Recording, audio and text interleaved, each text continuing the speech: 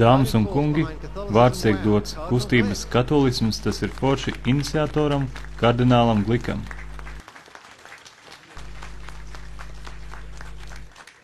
Paldies jums! Visi mēs zinām vairumu attieksmi pret katoļu baznīcu. Piekrītu, viņu acīs mēs esam arhaiski un konservatīvi. Cilvēki uzskata Bībeli par pārgudru un apnicu. Vēloties kliedēt pārpratumus, šo gadu mēs nosaucam par atjaunošanās gadu, kā ticībai, tā arī rituālu. Lūk, piemēram, krustaisīšana.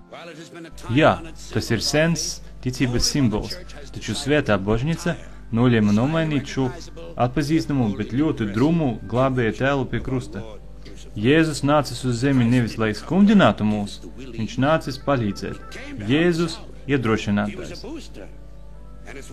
Vadoties no šīs dieva lomas, mēs izstrādājam jaunu, iedvesmojošāku simbolu.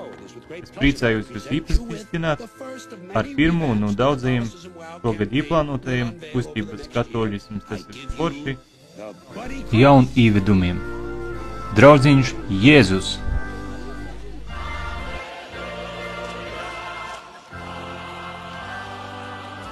Simbola nosaukums vēl nav apstiprināts.